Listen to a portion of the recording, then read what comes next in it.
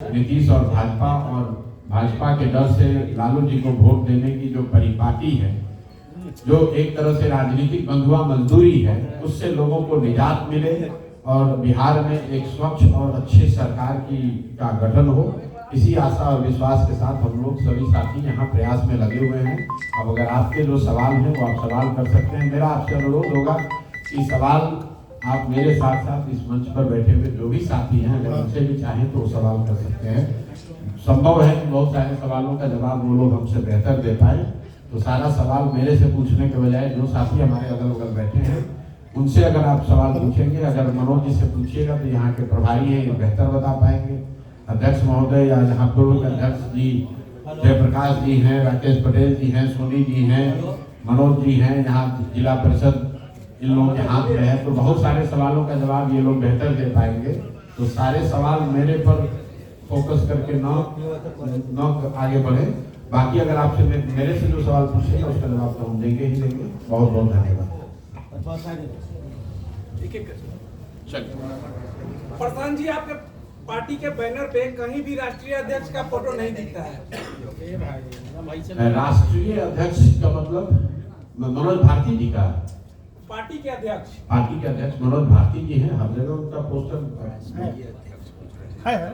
मनोज भारती का प्रदेश अध्यक्ष है ना। जन स्वराज जो है वो मुख्यतः बिहार में ही अभी इसका संगठनात्मक स्वरूप है। बिहार के बाहर इसका कोई अभी राजनीतिक संगठनात्मक स्वरूप नहीं है, इसलिए राष्ट्रीय अध्यक्ष और प्रांतीय अध्यक्ष का कोई मतलब नहीं है।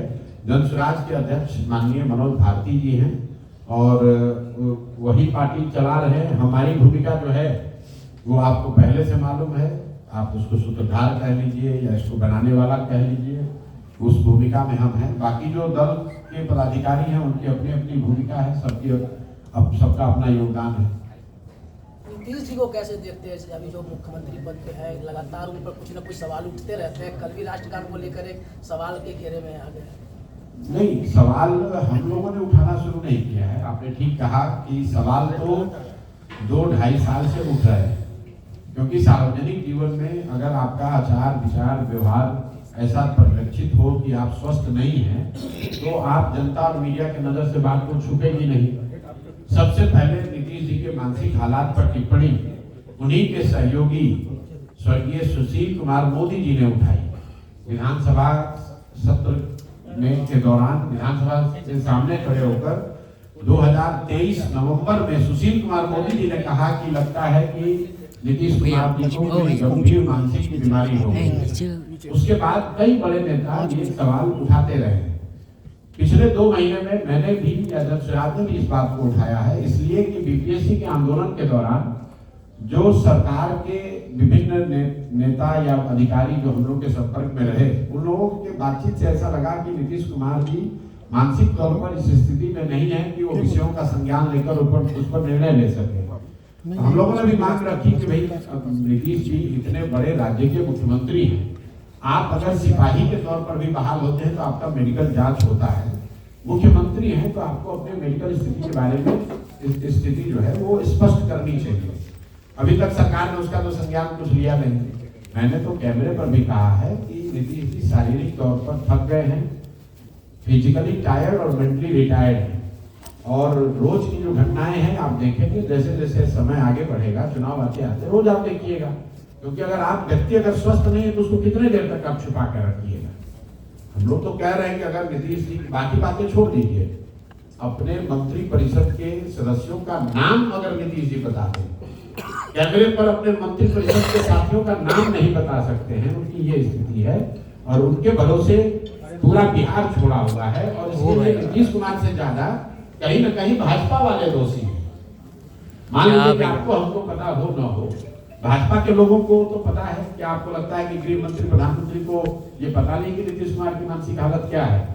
इसके बावजूद सिर्फ वोट के लिए या कुछ सांसदों के समर्थन के लिए पूरे बिहार को उन्होंने एक तरीके से हाशिए पर छोड़ रखा है और ये चाहते हैं कि किसी तरह नीतीश कुमार का चेहरा आगे रखकर गठबंधन के तौर पर चुनाव जीत जाएं। चुनाव जीतने के बाद तो नीतीश कुमार को हटाएंगे ही हटाएंगे। तो ये तो बिहार का दुर्भाग्य है। उनके बेटे की एंट्री हो रही है जी। नीतीश कुमार के बेटे की एंट्री हो रही है। मुझे तो ऐसी कोई जानकारी नहीं है। पत्रकार बंधु लोग आप लोग स्वतंत्र हैं इस तरह का स्पेकुलेशन करने के लिए। मेरा अपना एक जीवन में तरीका है काम करने का। जो व्यक्ति राजनीति में नहीं है उस पर मैं टीका टिप्पणी नहीं करता हूँ। लालू जी के भी जो बच्चे या परिवार के सदस्य या किसी अन्य नेता के परिवार के सदस्य जो राजनीति में नहीं है उन पर टीका टिप्पणी करना उचित नहीं है। मैं जहां तक समझता हूँ नीतीश जी के लड़के अभी राजनीति में नहीं है। जब राजनीति में आएंगे तब रुपया रखी जाएगी। कहीं जदयू ने या नीतीश कुमार ने इसकी ना कोई औपचारिक घोषणा की है, ना हम लोगों ने उसको देखा कि कहीं उनको कोई औपचारिक पद दिया गया है। ये तो पत्रकार बंधु लोग खुद से ही चलाते रहते हैं और आप स्वतंत्र हैं चलाने के लिए, लेकिन हम लोग उस पर कोई टिप्पणी नहीं करना चाहते। ये माहौल जो बनाया जा रहा है किसान को लेकर, इसको कैसे देख रहे हैं? हमको कुछ नहीं देखना उसमें। जो राजनीति में है ही उस पर क्या माहौल क्या बनाए, कोई नहीं माहौल। माहौल आपके दिमाग में है। आपने भी बिहार का भ्रमण किया है, अभी कन्हैया कुमार जो है बिहार का भ्रमण कर रहे हैं, पदयात्रा कर रहे हैं, उससे क्या कुछ कहिए? अच्छी बात है, लोकतंत्र है, सबको भ्रमण करने का, जनता से मिलने का अधिकार है। कांग्रेस 100 साल से ज्यादा पुरानी पार्टी है, तो कांग्रेस के कोई नेता अगर बिहार में घूम रहे हैं या जनसंपर्क कर रहे हैं तो ये तो होना ही चाहिए, ये तो बल्कि ज्यादा होना चाहिए। लेकिन इतना जरूर है कि जब कन्हैया जी घूम रहे हैं तो उनको ये बताना चाहिए कि कांग्रेस पार्टी के 9 नए नवेले मुख्यमंत्री तेलंगाना में रेवंत रेड्डी ने आज से कुछ महीनों पहले जो कहा कि बिहारियों का डीएनए जो है वो मजदूरी करने का है, बिहारी मजदूरी करने के लिए पैदा हुए हैं। तो कन्हैया जी को या कांग्रेस के बड़े नेताओं को ये बताना चाहिए कि उस बयान से कितना सहमत है, और अगर सहमत नहीं है तो उन पर क्या कार्रवाई की गई। राहुल गांधी हो या कन्हैया कुमार हो, उनको ये तो बताना ही चाहिए कि अगर तेलंगाना में कांग्रेस का मुख्यमंत्री ये कह रहा है कि बिहार के लोग मजदूरी करने के लिए पैदा हुए हैं, और तब उसी बिहार में वोट मांगने क्यों आ रहे हो? हम लोग तो मजदूरी करने के लिए पैदा हुए हैं, तो हम लोग से वोट मांगने क्यों आ रहे हो? भाई वोट भी यहाँ से लोगे और हम ही लोग को कह रहे हो कि हम लोग के डीएनए में मजदूरी करना है। इस बात का भी जवाब देना चाहिए। बाकी जनसंपर्क वो कर रहे हैं, उसमें कोई दिक्कत नहीं है। सर, बिहार में जो शराबबंदी भी चल रही है उसे आप किस नजरिए से देखते हैं? वो सिद्धांत मेरे भाई इस पर बयान पिछले 2 साल से अगर किसी एक नेता और दल ने दिया है तो उसका नाम है प्रशांत किशोर जनसुराज। बिहार में शराबबंदी लागू, आप इतने पत्रकार हैं, आप बताइए कहाँ शराबबंदी लागू है? आप लोग रोज पूछ रहे हैं कि शराबबंदी हटाने पर क्या निर्णय होगा। भाई शराबबंदी लागू हो तब तो हटाने की बात है, शराबबंदी नहीं लागू है। शराबबंदी के नाम पर शराब की दुकान बंद है, होम डिलीवरी हो रही है। तो जनसुराज का मत है कि अगर जनसुराज की सरकार बनती है तो 1 घंटे के अंदर इस ढकोसला वाले शराबबंदी को हम लोग बंद कर देंगे, हटा देंगे, क्योंकि इससे कोई फायदा नहीं है। घर घर होम डिलीवरी हो रहा है। बिहार जैसे गरीब राज्य का 15 से 20 हजार करोड़ का हर साल नुकसान हो रहा है, और ये पैसा यहाँ के भ्रष्ट पदाधिकारी, यहाँ के नेता और शराब माफिया के जेब में जा रहा है। और जिन महिलाओं के, जिन गरीबों के नाम पर शराबबंदी लागू की गई है, आज 1 लाख से ज्यादा लोग जो जेल में बंद हैं शराबबंदी कानून के तहत, वो तो ज्यादातर लोग गरीब, अति पिछड़ा, दलित समाज के लोग हैं, मुस्लिम समाज के लोग हैं। उनकी सुध तो कोई नहीं ले रहा है। जबरदस्ती की बात आप लोग कहे जा रहे हैं शराबबंदी लागू, कहाँ शराबबंदी लागू? अच्छा, तो आपकी सरकार आएगी तो क्या शराब चालू हो जाएगी? बिल्कुल चालू हो जाएगा, डंके की चोट पर 1 घंटे में चालू हो जाएगा। अभी आपने कहा कि बिहार में जिस तरीके से नीतीश कुमार की मानसिक स्थिति है, बीजेपी में जीतती है तो उनको हटाएगी, तो आप भी मानते हैं क्या कि बीजेपी अगला चुनाव जीत जाएगी? मैंने कहा कि अगर एनडीए की सरकार, अभी नहीं कहा, रोज कह रहे हैं कि नवंबर में बिहार में नया मुख्यमंत्री बनेगा। अब कोई भी बने, नीतीश कुमार नहीं बनेंगे। अगर एनडीए जीत भी जाए तो भी, अगर एनडीए जीत भी जाए तो भी नीतीश कुमार मुख्यमंत्री नहीं बनेंगे। आपका सवाल है कि क्या आप मानते हैं एनडीए जीत जाएगा? हमने कोई जानता नहीं कि परिणाम क्या होगा। हम उन नेताओं में नहीं है जो खड़ा होकर बोल रहे कि कौन जीतेगा कौन हारेगा। जब बोलेंगे कौन जीतेगा तो वही जीतेगा। इतना मैं कह सकता हूं कि नीतीश कुमार अगले मुख्यमंत्री नहीं बनेंगे, क्योंकि उसके लिए कोई सर्वे की जरूरत नहीं है। स्पष्ट है कि अगर एनडीए जीतता है तो भाजपा उसमें नीतीश कुमार से बड़ा दल रहेगा और भाजपा वाले उनको हटा देंगे, और अगर एनडीए नहीं जीतता है तब भी नीतीश कुमार नहीं बनेंगे। तो किसी भी हालत में नीतीश कुमार तो मुख्यमंत्री नहीं बनेंगे, बाकी कोई बन जाए।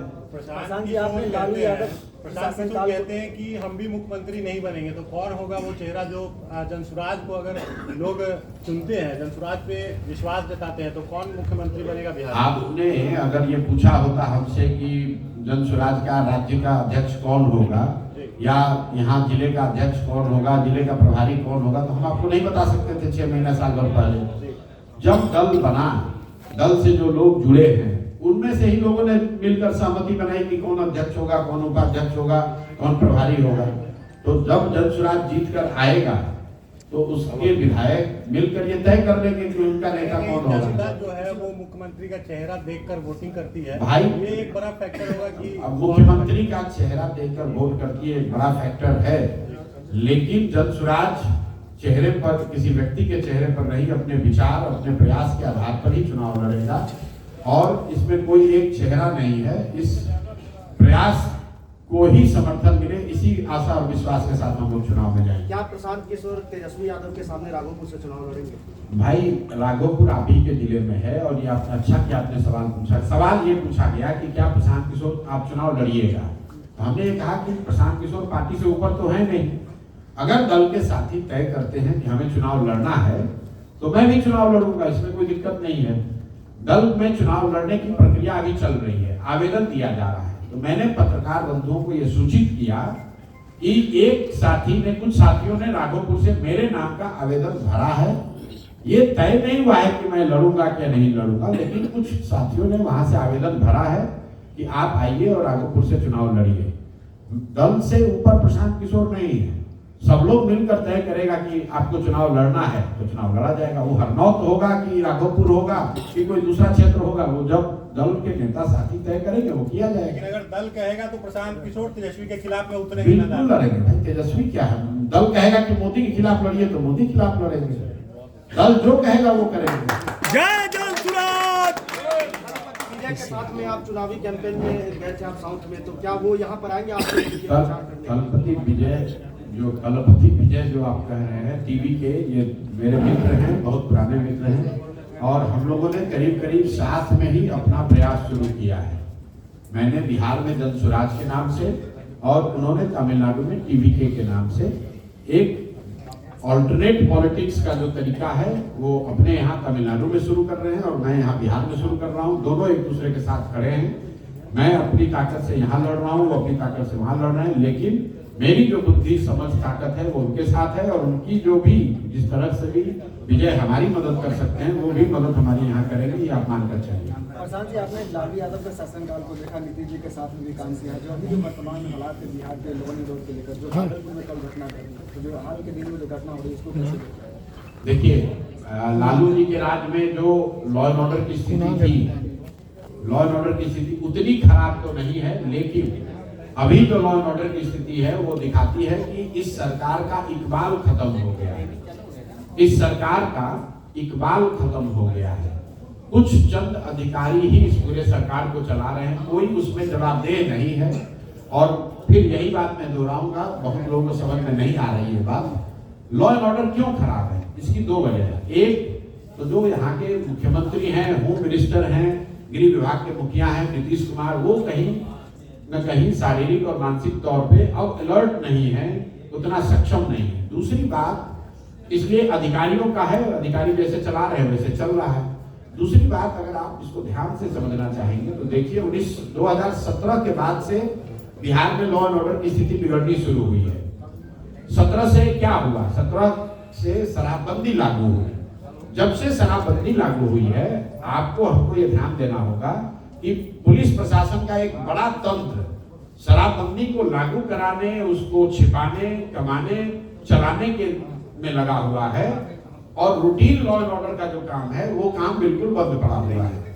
और ये बात सिर्फ मैं नहीं कह रहा हूँ, इस देश के चीफ जस्टिस, पूर्व चीफ जस्टिस ने कहा कि जब आप कानून इस तरह के बनाते हैं और उतने आपने थाने नहीं बढ़ाए, कोर्ट में जजेस की संख्या नहीं बढ़ाई, तो पूरा सिस्टम चोक हो जाता है। अब एक थाना, मान लीजिए महुआ में थाना है, उसमें 10 पदाधिकारी हैं, छोटे बड़े मिलाकर। उनका जिम्मा था पहले लॉ एंड ऑर्डर देखना, अब उनको बालू माफिया से भी निपटना है, शराब माफिया से भी निपटना है, तो उनका ज्यादा समय तो शराब और बालू माफिया से निपटने में जा रहा है। तो रूटीन लॉ एंड ऑर्डर तो सफल होगा ही होगा। 2017 के बाद से नीतीश जी चाहे भाजपा के साथ रहे हो या राजद के साथ रहे हो, कानून व्यवस्था लगातार खराब हो रही है और उसका एक बड़ा कारण है जो यहाँ के लोगों को समझ में आ भी रहा है और नहीं भी आ रहा है कई मायनों में, कि जब तक आप शराबबंदी लागू रखेंगे, लॉ एंड ऑर्डर धीरे धीरे बिगड़ता ही जाएगा। जब गांव गांव में बच्चे 2-2, 3-3 बोतल के शराब का स्मगलिंग, तस्करी का काम करेंगे, स्मैक का धंधा करेंगे, मोटरसाइकिल और कट्टा लेकर घूमेंगे, तो लॉ एंड ऑर्डर तो बिगड़ेगा ही बिगड़ेगा भाई।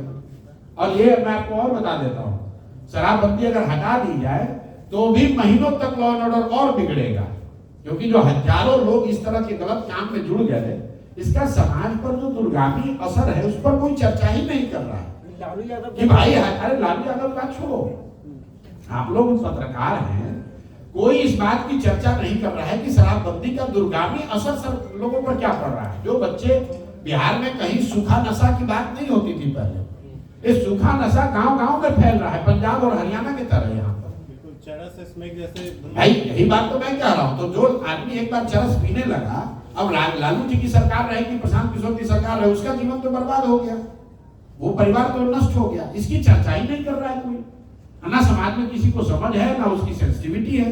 खाली बात किया जा रहा है शराबबंदी वोट, शराबबंदी वोट। अरे वोट के आगे भी दुनिया है भाई। राजनीति जो है वो सिर्फ वोट लेने देने का प्रयोजन नहीं है। आजादी से पहले जितने लोग इस देश में राजनीति किए, जिन्होंने इस देश की नींव रखी, जो इस देश के फाउंडिंग फादर हैं, वो तो चुनाव नहीं लड़े, तो क्या उनको राजनीति की समझ नहीं थी? राजनीति का मतलब सिर्फ एमएलए बनना नहीं है। राजनीति का मतलब सबसे पहले ये है कि समाज में अगर कुछ गलत हो रहा है, किसी के साथ जाति हो रही है, तो उस बात को उठाना, उसके साथ खड़ा होना भी राजनीति है। हम राजनीति में इसलिए नहीं आए कि हमको एमएलए बनना है। वो एमएलए एमपी बनना, जितनी सुख सुविधा मान सम्मान मिल सकता है, वो सब भगवान के कृपा से उससे ज्यादा मिला होगा है। लेकिन शराबबंदी की वजह से बिहार का एक बड़ा समाज टूट रहा है, बर्बाद हो रहा है, उसको लोग ध्यान नहीं दे रहे हैं। इसीलिए मैं इतने जोर से कहता हूँ, वोट मिले ना मिले, निश्चित तौर पर शराबबंदी हटनी चाहिए, नहीं तो क्राइम भी बढ़ेगा और सूखा नशा भी बढ़ेगा और कई तरह के इसके दुष्परिणाम आने वाली पीढ़ियों को झेलना पड़ेगा। देख लेना चाहिए, जाके पंजाब जाके देखिए कैसे गांव में क्या दशा है सूखा नशा से। पंजाब का उड़ता पंजाब सुना है ना आपने? उड़ता पंजाब आपने पिक्चर देखी होगी। उड़ता हुआ बिहार दिखने लगेगा कुछ समय में। एक बात जिसको नशे की लत, अरे और ये आप लोग नहीं पूछ रहे कि बिहार में आपने कहा शराब बिकने लगेगी। घर घर कौन शराब बिकवाया? सबसे पहले नीतीश कुमार ही तो 10 साल बिकवाए। आप लोग से कोई आप में से ये सवाल नहीं पूछता है भाजपाइयों से कि अरे अपने आप से आपको पूछना चाहिए कि अगर शराबबंदी इतना ही अच्छा है तो भाजपा वाले पूरा देश में काहे नहीं लागू कर दे रहे हैं इसको? यूपी में योगी काहे नहीं लागू कर दे रहे हैं? इतना बढ़िया मिठाई बिहार के लोगों को ही काहे बांटा जा रहा है? बिहार के लोगों के लिए बढ़िया मिठाई क्यों मोदी जी दे रहे हैं? यूपी में भी लागू कर दो भाई शराबबंदी से, अगर इतना ही अच्छा है तो पूरे देश के लोगों के लिए शराबबंदी लागू कर दीजिए, सबका भला हो जाएगा। बिहार के लोगों का ही भला काहे होना चाहिए? अगर कोई इतनी अच्छी बात हो गई जिससे लोग बता रहे हैं कि डोमेस्टिक वायलेंस कम हो गया, महिलाओं का एम्पावरमेंट हो गया, तो क्या भाजपा वाले पूरे देश में महिलाओं का सशक्तिकरण नहीं चाहते हैं? बिहार में अगर उनको लगता है कि महिलाओं का सशक्तिकरण हो रहा है इससे, तो पूरे देश में महिलाओं का सशक्तिकरण कर दीजिए। बिहार में शराबबंदी लागू करके यूपी में रुपया कमा रहे हैं, टैक्स बटोर रहे हैं और बिहार में बेवकूफ बना रहे हैं लोगों को। राष्ट्रीय जनता दल हमेशा आप पे आरोप लगाते हैं कि आप लीडर नहीं है बल्कि विनर है, सौदागर कह करके आपको संबोधित किया जाता है। अच्छी बात है। मान लीजिए कि आरजेडी वाले कह रहे हैं कि ये बिजनेसमैन है। बिजनेसमैन है, हमने तो पहले किसी अपने साक्षात्कार में कहा बिजनेसमैन है, चोर तो नहीं है, किसी का डाका तो नहीं डालते हैं, शराब माफिया तो नहीं है, बालू का धंधा तो नहीं करते हैं, चारा चोरी तो नहीं किए हैं, बिजनेसमैन हैं। और ये विचार बेचने आए हैं कि बिहार के लोगों को अपने बच्चों के पढ़ाई और रोजगार के लिए वोट देना चाहिए। इस विचार का सौदा करने आए हैं कि अब नेताओं की चिंता छोड़ो, जाति धर्म छोड़ो, अपने बच्चों की चिंता करो। ये विचार टोकरी लेकर सर पर गाँव-गाँव बेच रहे हैं। आपको अगर बुरा लगता है तो मत खरीदिए, जिसको अच्छा लगेगा वो खरीदेगा। अपने विचार से बिहार की जो जातीय गुलबंदी उसको कैसे खत्म कर सकते हैं? अपने विचार से बिहार की जो जातीय गुलबंदी है चुनाव में देखने को मिलता है, उसको कैसे पाटा जा सकता है? अरे भाई पटा ऑलरेडी पटा हुआ है। यहाँ पर आप लोग हैं, यहाँ पर कौन जीता है चुनाव इस बार कौन चुनाव जीता है? चिराग जी जीते हैं। कितना वोट मिला है उनको? 6.25 लाख। तो क्या चिराग जी के जाति के 6.25 लाख लोग रहते हैं इस लोकसभा क्षेत्र में? तो क्या सिर्फ चिराग जी के जाति के लोगों ने ही उनको वोट दिया है? कि आप लोग के सामने जो चीज रहती है उसको भी आप लोग देखना नहीं चाहते। आप ये कह रहे हैं कि हर आदमी सिर्फ जाति पर वोट दे रहा है, तो क्या चिराग जी के जाति के 6.25 लाख लोग रहते हैं लोकसभा क्षेत्र में? और अगर नहीं रहते हैं तो दूसरे जाति के लोगों ने भी तो चिराग पासवान को वोट दिया ही है ना। लालू जी के जो उम्मीदवार होंगे उनको यहाँ बड़ी संख्या में मुसलमानों ने वोट दिया होगा, तो क्या लालू जी की जाति मुसलमान तो है नहीं? भाई जाति राजनीति में एक बड़ा फैक्टर है। जो भी चीज समाज में फैक्टर है वो राजनीति में फैक्टर होगा, लेकिन जाति एकमात्र पहलू नहीं है। जाति एक पहलू है, जाति एकमात्र पहलू नहीं है। बिहार में वो लोग मोदी जी को वोट दिए हैं, मोदी जी के जाति का तो एक आदमी रहता ही नहीं है पूरे बिहार में। मोदी जी जिस घाटी समाज से आते हैं, घाटी समाज का तो कोई बिहार में रहता ही नहीं है, तो बिहार में मोदी जी को वोट दे कौन रहा है? भाई आपको ऐसा लगता है कि हर व्यक्ति, नीतीश कुमार के जाति के कितने लोग रहते हैं बिहार में? नीतीश जी के अपने जाति के कितने लोग रहते हैं बिहार में? आप कहेंगे वो तो समीकरण बनाए हैं, तो अगर नीतीश जी समीकरण बना सकते हैं तो प्रशांत किशोर भी समीकरण बना सकते हैं। क्या लगता है सर, बिहार में बिना नीतीश कुमार के सरकार बनाना संभव है? अरे भैया लिख के दे देते हैं, आप भी बोले आपको सुने नहीं कि अब कोई भी सरकार बनेगी, किसी की सरकार बनेगी, नीतीश कुमार मुख्यमंत्री नहीं बनेंगे। चेहरा तो फ्रंट में वही है। अरे भैया फ्रंट में आप अपना भी चेहरा लगा सकते हैं, हम भी लगा सकते हैं। जनता के चेहरे पर मुहर लगाती है, इसको ना बात है। तो नीतीश कुमार जी के चेहरे पर अब मुहर नहीं लगने वाला है। जनता देख चुकी है कि इस आदमी को अगर हम लोग 10-20 एमएलए भी जिता देंगे तो ये आदमी कुर्सी के लिए बिहार का सौदा करने में 1 मिनट नहीं हिचकिचाएगा, चाहे वो सौदा आरजेडी के साथ करना पड़े या भाजपा के साथ करना पड़े। नीतीश जी अभी भाजपा के साथ हैं। आपने कभी सुना कि उन्होंने कहा कि हम भाजपा, लोग देश की मीडिया बता रही है कि नीतीश जी के समर्थन से ही देश की सरकार चल रही है। नीतीश जी ने कभी ये कहा कि बिहार में चीनी मिल चालू होगा तब हम समर्थन देंगे, या बिहार के हर राज्य में एक फैक्ट्री लगा दे केंद्र सरकार तब हम समर्थन देंगे? नीतीश जी को तो इसकी चिंता नहीं है। नीतीश जी को चिंता है हमको मुख्यमंत्री बनाए रखो, हम तुमको समर्थन देते रहेंगे। तो ये बात जनता भी देख रही है ना भाई, कि आपको अपनी कुर्सी को छोड़कर किसी की चिंता नहीं है, तो जनता भी चुनाव में आपकी चिंता नहीं करेगी। चुनावी साल में एनडीए और महागठबंधन के बीच में जनसुराज अपने आप को कितना मजबूत देखती है? जनसुराज बिहार में त्रिकोणात्मक संघर्ष देखता है। यहाँ पर बहुत दिनों के बाद पिछले 25-30 साल में शायद पहली बार एक प्रॉपर त्रिकोणीय मुकाबला होगा। जिसको जनता आशीर्वाद दे वो जीतेगा, लेकिन प्रॉपर त्रिकोणीय मुकाबला हर सीट पर होगा 243 के 243 में, जिसमें एक और एनडीए है, एक और आरजेडी इंडिया अलायंस है और एक और जनसुराज। पहले जनसुराज के लोगों में सिर्फ गांधी जी थे, अब जनसुराज के लोगों में अंबेडकर और गांधी दोनों साथ हैं। जी, इसका मतलब क्या? इसका मतलब ये हुआ कि पिछले 2 बरस में जब पूरे गांव-गांव हम लोग चले तो ये देखा कि विचारधारा के आधार पर जो जनसुराज की विचारधारा है, हम लोग की लड़ाई भाजपा की आइडियोलॉजी से, भाजपा की विचारधारा से है।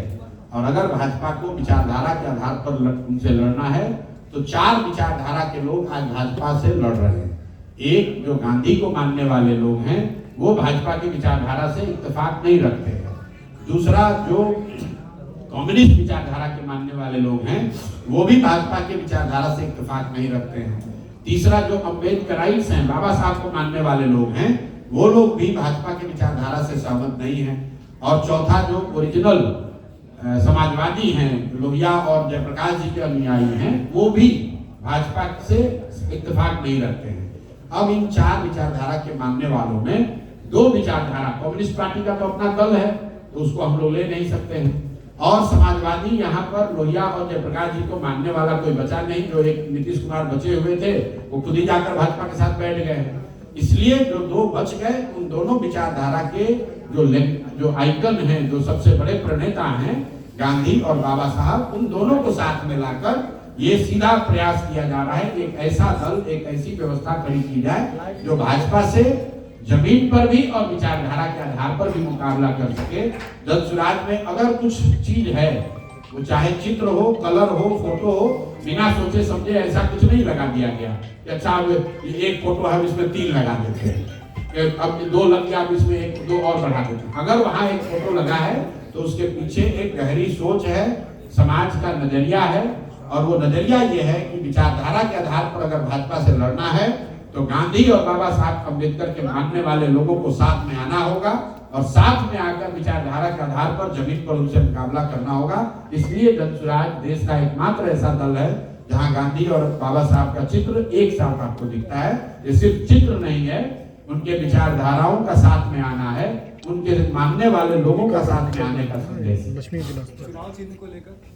चुनाव चिन्ह को लेकर जो संवैधानिक व्यवस्था है कि नए दल को चुनाव चिन्ह चुनाव के 6 महीना पहले मिलता है, तो हम लोग को वो चिन्ह मई में मिलना चाहिए। हम लोगों ने अपना आवेदन दे रखा है। जैसे ही वो 6 महीने की समय अवधि शुरू होगी, हम लोग का विश्वास है कि चुनाव आयोग हम लोग को चुनाव चिन्ह देगा। जो चुनाव चिन्ह देगा वो परमानेंट रहेगा। जो उपचुनाव के दौरान जो चिन्ह मिला था वो टेम्परेरी व्यवस्था थी। परमानेंट चिन्ह हम लोग को अप्रैल या मई में मिलना चाहिए। अगर चुनाव के बाद ऐसी संभावना हुई कि गठबंधन की सरकार बनेगी तो आप किसके साथ गठबंधन करना चाहेंगे? भाई, इस बात का जवाब मैं कई बार दे चुका हूँ। 2025 में जनसुराज 243 सीट पर चुनाव लड़ेगा और 2029 में भी हम लोग 243 पर ही लड़ेंगे। न चुनाव से पहले समझौता, न चुनाव के बाद कोई घबराहट नहीं है। हमने यहाँ कहा है कि जब तक इसको नहीं सुधारेंगे, चाहे 10 साल लगे, 15 साल लगे, हमने अपना जीवन इसके लिए समर्पित किया है। मुझे कोई घबराहट नहीं है और मुझे इसको ऐसे ही करना है। जिसको अच्छा लगेगा वो साथ में रहेगा, जिसको अच्छा न लगे वो जा सकता है। मेरा अपना प्रयास, जब तक मैं इसको चला रहा हूँ, जब तक हमारे शरीर में बल है, मैं बिहार को सुधारने के लिए जो प्रयास शुरू किया है, इसमें कोई समझौता ना आगे पहले अभी तक हुआ है ना आगे होगा। जब अगर हम समझौता कर लेंगे, दलों से गठबंधन कर लेंगे, तो सुधार की बात ही क्या रह जाएगी। फिर नीतीश कुमार में और जनसुराज में फर्क क्या है? फिर राजद और हम में फर्क क्या है? और भाजपा और हम में क्या फर्क? अगर हम समझौता ही कर लेंगे तो हमारी दशा भी वही होगी जो दूसरों की होगी। आप ये कह रहे हैं कि हम किसी से गठबंधन नहीं करेंगे और कोई दूसरा दल अगर आपसे गठबंधन करना चाहेगा तो आप क्या कहेंगे? हम कह रहे हैं कि हम आपको गले नहीं लगाएंगे तो आप हमें जबरदस्ती गले लगा लीजिएगा। दूसरा करना चाहिए, उसे क्या करना। पहले जनसुराज का गठबंधन बिहार के लोगों से हो गया, बिहार के उन लोगों से हो गया जो आकर मुझे कहता है कि भैया आप पर बहुत विश्वास है, आपसे बड़ी आशा है। जब मैं पैदल चलता हूँ तो कोई सामान्य परिवार का लड़का आके कहता है भैया आप पर बहुत भरोसा है, छोड़िएगा मत। मैं उस भरोसे को नहीं तोड़ सकता हूँ, बाकी कुछ भी छोड़ सकता हूँ। तो इसलिए कोई चिंता मत कीजिए, ना गठबंधन पहले होगा ना बाद में होगा। अगर जनता भरोसा नहीं जताती है तो हम लोग संघर्ष के लिए तैयार हैं, चाहे 5 साल लगे, 10 साल लगे। बिहार को एकदम सही रास्ते पर लाने का जो संकल्प है उससे पीछे हटेंगे नहीं। सर, बिहार के लोगों का देश के हर राज्य में शोषण किया जाता है क्योंकि बिहार में कोई रोजगार नहीं है। जनसुराज आएगी तो यहाँ के युवाओं के लिए क्या रोजगार, ऐसा क्या होगा जो इसका शोषण बंद? 1000 बार इस सवाल का जवाब दिया जा चुका है कि बिहार में बच्चों को रोजगार सरकारी नौकरी से नहीं मिल सकता है, क्योंकि बिहार में 78 साल में सिर्फ 23.25 लाख लोगों को ही सरकारी नौकरी मिली है। मतलब 1.97% लोगों को ही सरकारी नौकरी आज तक मिल पाया है। बिहार में सिर्फ कृषि को सुधार कर भी नौकरी रोजगार नहीं दिया जा सकता है, क्योंकि बिहार की आर्थिक व्यवस्था का सिर्फ 20